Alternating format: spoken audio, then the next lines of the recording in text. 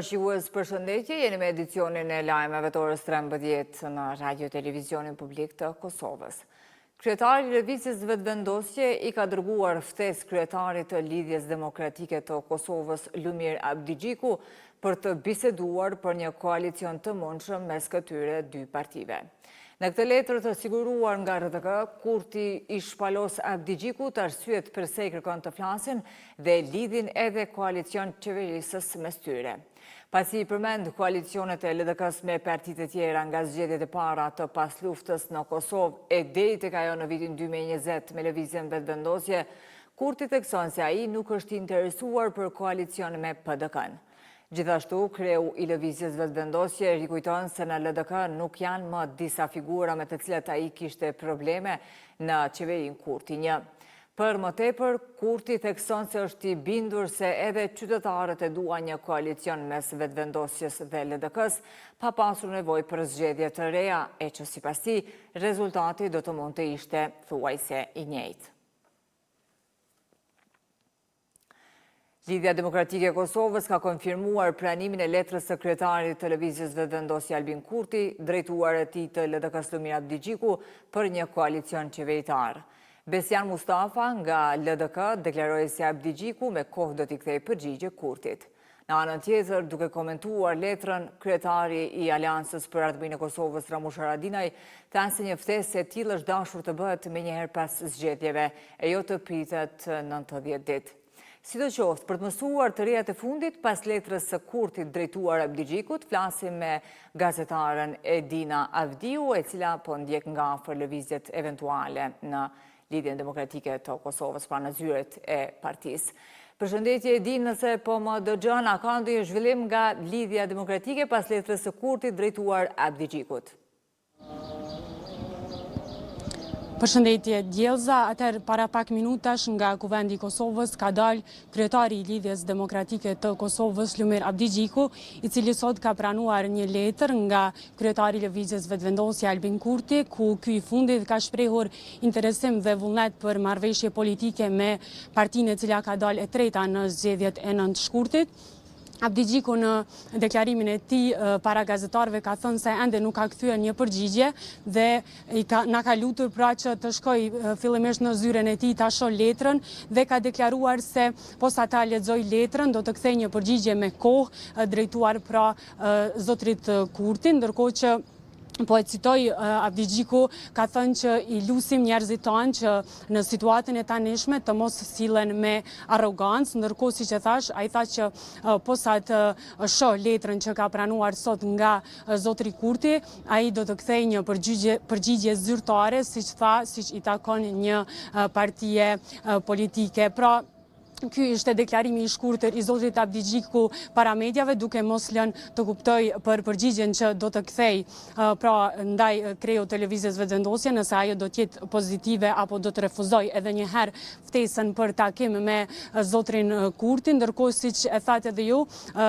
Kurti sot i është drejtuar me një letër zotrit Abdigjiku, ku ka shprehur interesim për një koalicion, me që tha se partia e tij nuk ka interesim për koalicion me Partinë Demokratike të Kosovës, por që, siç thuhet në letër, edhe pse ka ndallime me Lidhjen Demokratike të Kosovës, ai ka thënë Abdigjikut përmes letrës që pikërisht partitë që kanë ndallime bëjnë koalicione, siç tha ai, në interes të qytetarëve të vendit. Ndërkohë që ka përmendur në këtë letër edhe zgjedhjet e reja, për të cilat tha se edhe pas tyre sërish LDK dhe VV do të ulen në një takim, do të uleshin pra në një takim për një koalicion, kështu që i ka kërkuar zotrit Abdigjiku që një koalicion ta arrin tani në mënyrë që të mos shkohet në zgjedhje të reja. Këto janë të gjitha të reja që u sjellim nga Kuvendi i Kosovës, ndërkohë që ky është deklarimi i zotrit Abdigjiku, ndërsa do të shohim gjatë ditës përgjigjen që kreu i LDK-s do t'ja kthej kreu të Lëvizjes Vetëvendosje zotrit Kurti. Tjelsa? Po Edin, faleminderit për gjitha informacionet gjërnaqësore për këtë edicion të orës 13.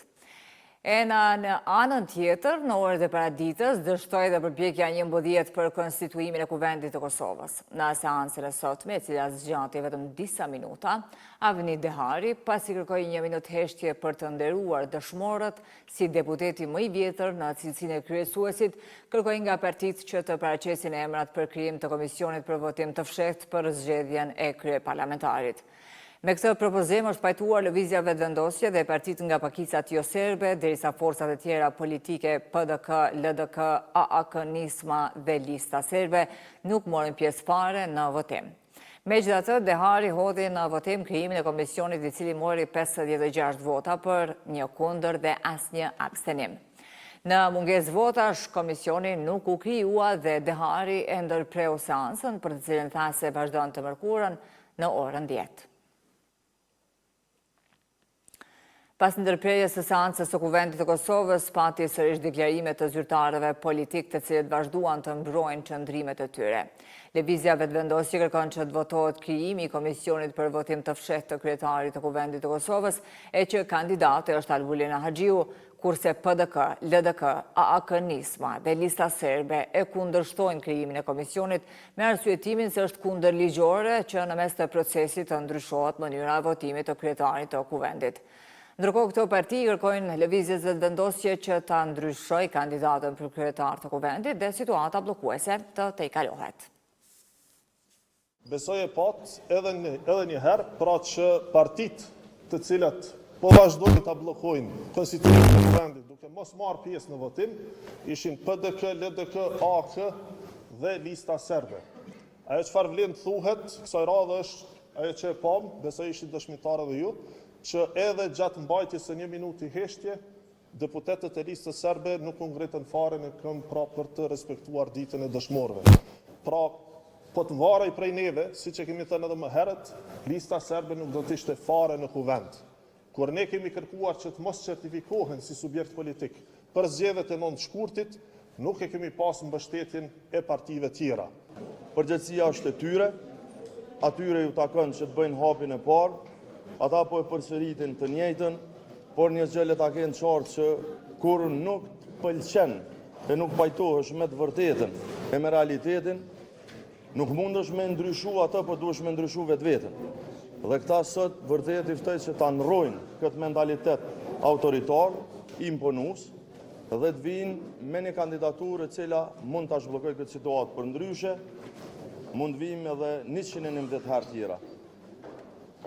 Me shumë keqardhje e duke u shtërnguar prarat qytetarëve të vendit tonë, por Albulina Haxhiu nuk ka lënë. Smuj me komentu ato letrat edhe ato që kanë thënë, praktika është ai që fiton zgjedhjet ose që fiton më shumë votë, bën konsulta me parti tjera, kryesisht për opsionet e që është përpara, sikurse dihet ka edhe konsulta mes opozitës, partitë opozitare i vazhdojnë. është dashur i bo me njëherë, është dashur me njëherë pas zgjedhjeve, jo me prit 90 ditë, është situatë e rëndë në Kosovë.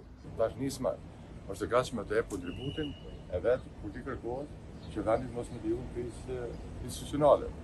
Mirë po, përgjithësinë kryesore për të dhënë zgjidhje vendit dhe mundësinë që kanë 3 partitë të mëdha politike. 3 partitë të mëdha politike, një shumicë duhet të krijohet ose në atë rast e kraj tjetër. Nuk ka me thonë po presim, nuk ka çka pritur, Kosova ka nevojë se marrë për institucionin, nëse ju nuk ka një shumicë partia parë, do të krijohet një shumicë tjetër parlamentare, për të parë një shumicë e cila jep shpresë në perspektivë se Kosova ka një shumicë parlamentare për qeverisë. Deri më tani, siç e keni parë ju, edhe ne nuk po shohim, si më thon, asnjë hap drejt krijimit të një shumice të konsoliduar. Nga sot, qytetarët e Kosovës për të vizituar Izraelin nuk kanë më nevojë të pajisen me viza. Krejt çfarë duhet të kenë është një pasaport të vlefshme të Kosovës dhe të aplikojnë paraprakisht për autorizim elektronik udhëtimi.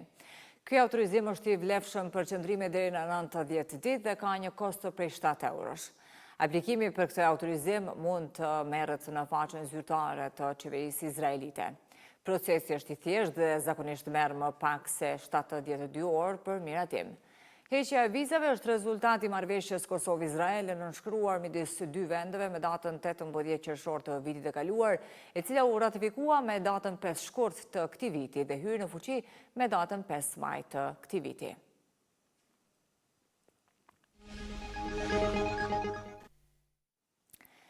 Ushtria izraelite fillon thirrjen e rezervistëve për zgjerimin e planifikuar të ofenzivës në Gaza. Ushtria izraelite ka filluar të thërras 10 mijëra rezervist për të intensifikuar dhe zgjeruar operacionet e saj në Gaza. Forcat mbrojtëse të Izraelit thanë se po rrisin presionin me qëllim të kthimit të pengjeve të mbajtura në Gaza dhe mposhtin e militantëve të Hamasit. Kritikët thonë se ofenziva e fundit ushtarake pas prishjes së armëpushimit nuk ka arritur të garantojë lirimin e robërve dhe vënë në pikpyetje objektivat e kryeministrit Benjamin Netanyahu në konflikt. Sipas planit, ushtria tha se do të vepronte në zona të reja dhe do të shkatronte të gjithë infrastrukturën mbi dhe nën tokë. Media izraelite raporton se kabineti i sigurisë izraelite ka miratuar zgjerimin e ripërtrirë ushtarak në Gaza, por raportet sugjerojnë se kjo nuk do të ndodhë deri pas udhëtimit të presidentit Donald Trump në rajon javën e ardhshme. Negociatat ndërkombëtare kanë dështuar të arrijë një marrëveshje të re për një anëpushim dhe lirimin e 59 pengjeve të mbetura që mbahen nga Hamasi, ku 24 prej të cilëve besohet se janë ende gjallë. Asnjë peng izraelit nuk është liruar që kur Izraeli rifilloi ofenzivën e tij me 18 mars pas prishjes së një anëpushimi 2 mujor me Hamasin. Izraeli ka pushtuar zona të mëdha të Gazës duke zhvendosur përsëri qindra mijëra banor. Izraeli ka thënë se qëllimi i tij ishte të ushtronte presion mbi Hamasin, një strategji që ka përfshirë një bllokadë mbi ndihmën humanitare që ka qenë në fuqi për më shumë se 2 muaj. Agjencitë e ndihmës, të cilat kanë raportuar mungesa akute të ushqimit, ujit dhe ilaçeve, kanë thënë se kjo ishte një politikë urie që mund të përbëjë një krim lufte, një akuzë të cilën Izraeli e hidh poshtë. Të nderuar shikues, ishte kjo tëra që kishim përgatitur për këtë edicion të lajmeve. Sigurisht për këto dhe informacionet më të reja të ditës, do të takohemi në edicion në orës 15. Ne ju falenderojmë për vëmendje, mirupafshim.